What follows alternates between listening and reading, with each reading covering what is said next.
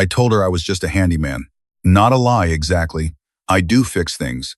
I fix leaking pipes, broken fences, cracked drywall. I have since I was 19 years old. What I never mentioned to my new wife was that I owned the 16 rental properties I maintain, that my late wife and I had spent 31 years building that portfolio from nothing, and that the modest house we were living in when we met sat on 4 acres in Central Texas that a developer had already offered me $2, $3 million for twice. I let her believe I was a working man who got by. Comfortable, maybe.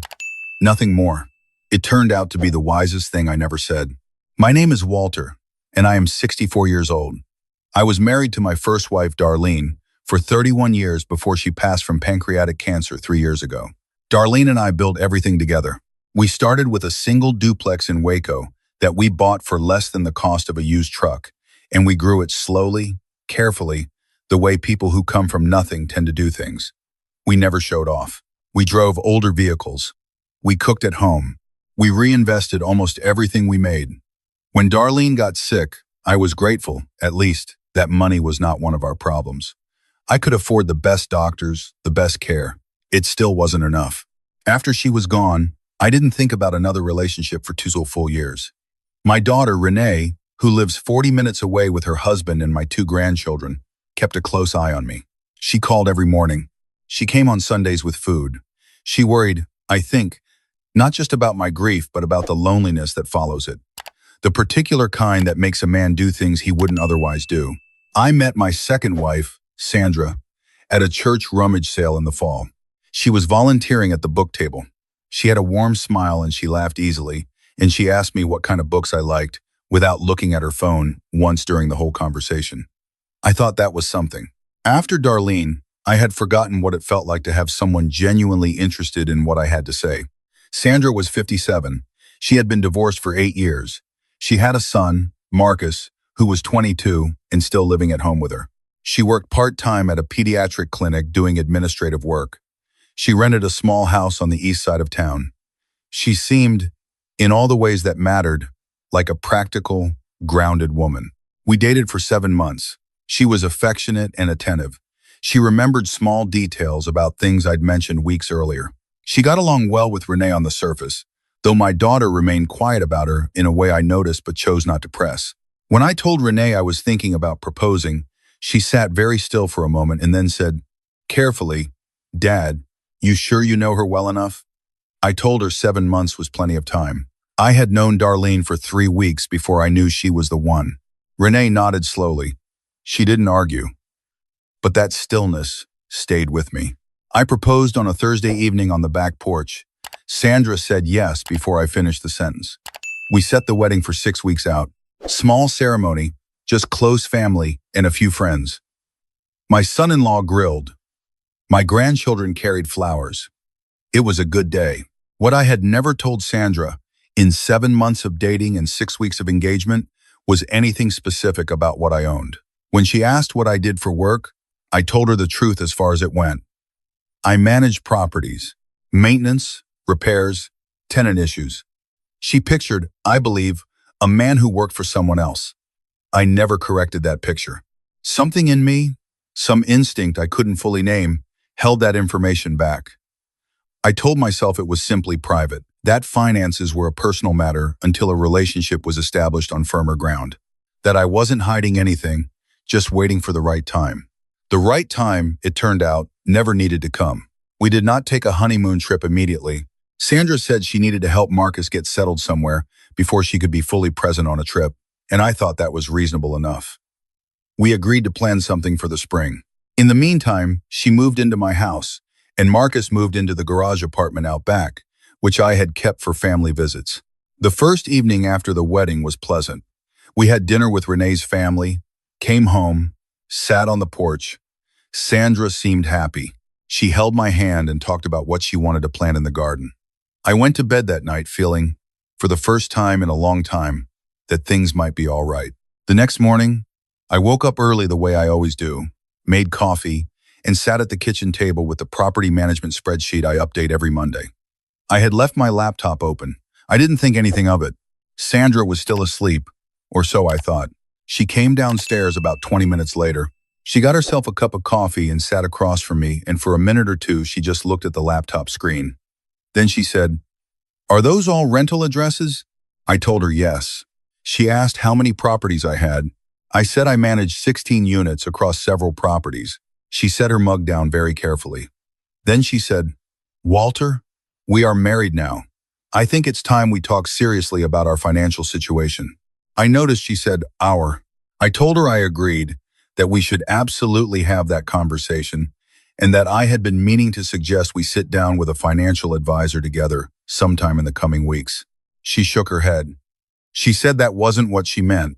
She said she had been thinking about this, and that it didn't make sense for her to have moved into my house with no legal standing, no security, nothing in her name. She said marriage was a partnership, and a partnership meant both people had access. I asked her what kind of access she had in mind. She said she wanted to be added to the bank accounts. All of them. She said she wanted to understand the full picture of what we had, meaning the properties, the income, the savings. She used the word "we" several times in that conversation, and each time she did, something shifted in my chest in a way I did not like. I told her I understood her concern and that I thought those were things we could discuss thoughtfully, but that I wasn't going to make any financial decisions on the second morning of our marriage. She looked at me for a long moment. Then she smiled. It was a different kind of smile than the ones I'd seen at the book table.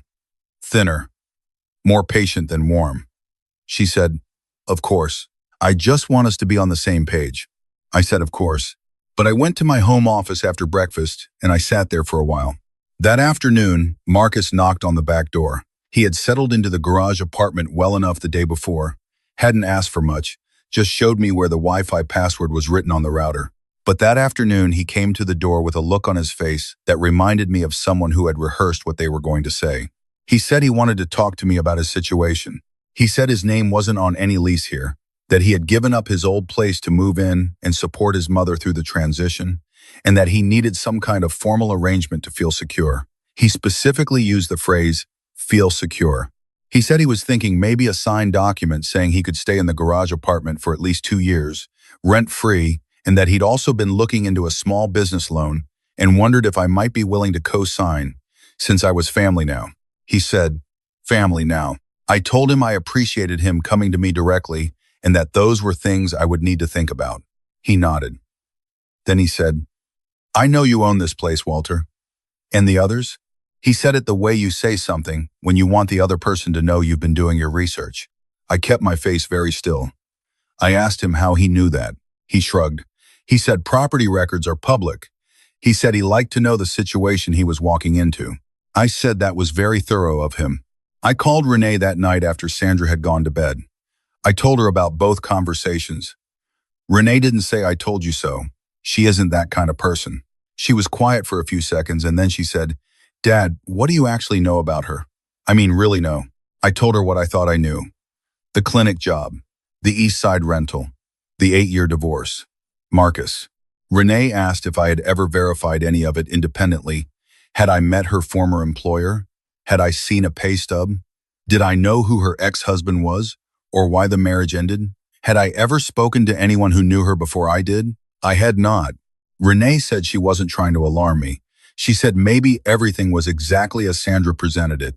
But she said, "You taught me a long time ago that good intentions without verification is just wishful thinking."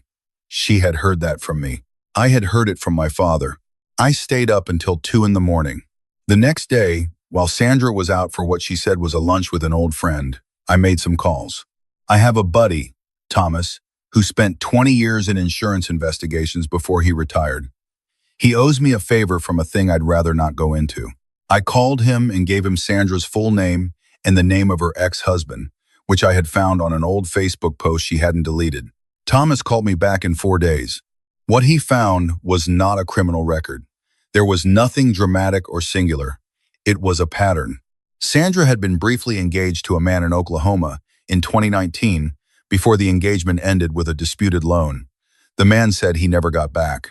Before that, she had lived for 2 years with a retired postal worker in Lubbock, who later told a mutual acquaintance that he'd been financially cleaned out before Sandra left. The Lubbock man had not filed a report because he said he couldn't prove anything and he was embarrassed. The Oklahoma situation had ended in a civil filing that was later dropped. Thomas said none of this would hold up in court. He said it was a pattern, not proof. But he said if I were his brother, he'd want to know. I sat with that information for 2 days. During those 2 days, Sandra mentioned 3 more times, in different ways, the question of the bank accounts. Once she brought it up over dinner, as if it were a casual thought. Once she said she had spoken to a friend who was a notary and that it was simple to add a spouse to accounts, that it took almost no time. Once she asked me, while I was changing a light fixture, whether I had ever thought about the estate implications of holding property solely in my name. Now that I was married, she said she had read an article about it.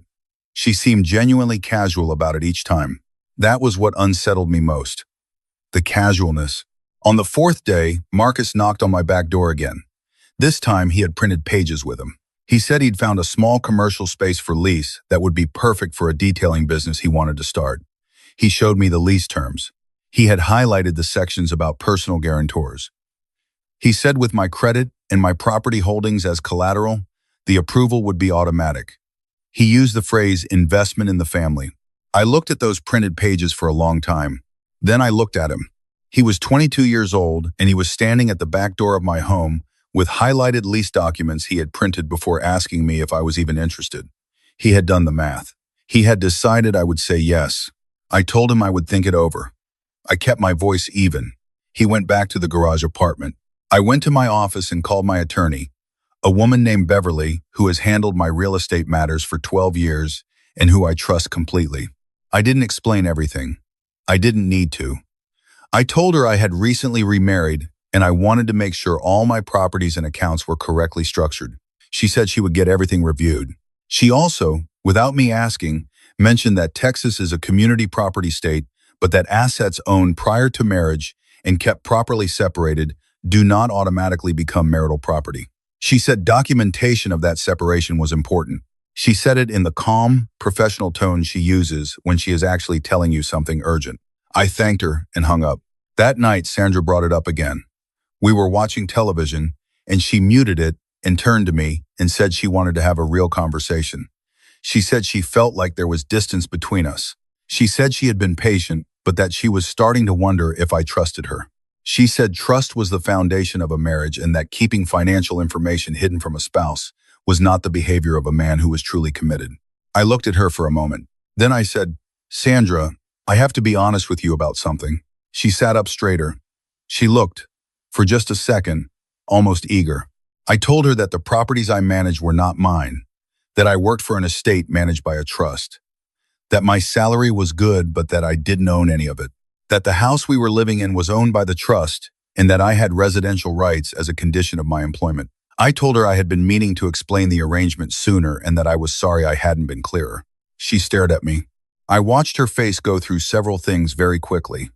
Confusion first, then a recalculation, then something that looked, just briefly, like anger, though she smoothed it over fast. She said, a trust? You manage it for a trust? I said yes.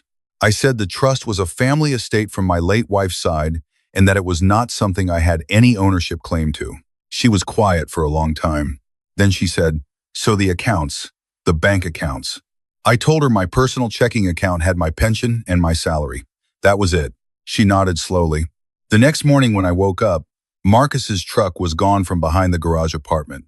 By midday, Sandra told me she needed to visit her sister for a few days. She had a sister in Arkansas, she said. She needed some space to think. She seemed, I noticed, to be thinking very practically as she packed, organized, efficient, not particularly emotional. She left that afternoon. She called 2 days later. She said she had been doing a lot of reflection. She said she didn't think we had been on the same page going into the marriage and that she thought perhaps we had moved too fast. She used phrases like incompatibility and different life goals. She said she thought it might be best if they pursued an annulment while it was still straightforward. I told her I thought that was probably right. She asked, before she hung up, about the garage apartment, whether Marcus could stay on for a month while he found a new place. I told her the garage apartment was part of the trust property and I didn't have the authority to make that arrangement. There was a pause. Then she said, all right, and she said goodbye, And that was the last conversation we had that wasn't through attorneys. The annulment was finalized 11 weeks later. Sandra did not contest anything because there was nothing, legally, to contest. Beverly made sure of that. Renee came over the Sunday after everything was settled. She brought food the way she always does. More than 2 people could eat. We sat on the back porch, and she didn't say anything for a while. Then she said, "Are you okay, Dad?" I told her I was. I meant it. She asked me if I was angry. I thought about it. I told her I was something, but I wasn't sure angry was exactly the right word. Disappointed, maybe. Not surprised, which was its own kind of sad. I had felt the thing coming before I could name it. Some part of me had known from that first morning at the kitchen table when she said "our" like it already belonged to her. Renee put her hand over mine. She said, "Mom always said your instincts were better than you gave them credit for." I didn't say anything to that. I just sat there and let it settle. The thing I keep coming back to, when I think about all of it now, is that the instinct to hold something back didn't come from distrust exactly. It came from experience. When you have built something slowly over decades with someone who gave as much as you did, and then you lose that person, you learn what it costs to build. You don't give it away easily. Not the money, not the trust. Those things take time in the same way the building took time, brick by brick, Sunday by Sunday, year by year. I am not bitter about Sandra. I think she is probably a person who has been in difficult circumstances and who decided a long time ago that the solution to difficult circumstances was to find someone else's solid ground to stand on. I understand that impulse, even if I won't participate in it. What I am is careful now in ways I wasn't careful enough before. I should have verified earlier. I should have asked Renee to tell me what she was actually thinking, instead of letting her be diplomatic about it. I should have had the financial conversation before the wedding. Not because I owed Sandra access to my accounts, but because the reaction to that conversation would have told me everything I needed to know. A person who loves you for what you are will understand why protection matters. A person who loves you for what you have will show you their hand. Thomas called me a few weeks after everything was done, just to check in. He said he'd heard through the grapevine that Sandra had moved back to Lubbock. He didn't say anything else about it, and I didn't ask. I still wake up early and make coffee and update the spreadsheet on Monday mornings. The house is quiet, but it was always quiet. I have learned to tell the difference between the quiet that is loneliness and the quiet that is peace. This is peace. Some mornings my grandkids come over and it fills up fast with noise and running and spilled juice on the floor, and then they leave and it goes quiet again. And both of those things feel right. Renee calls every morning. She called this morning. I am 64 years old and I own 16 rental units and 4 acres that a developer wants badly. And I am, by any measure, all right. The handyman story was never really a lie. It was a question, asked without words.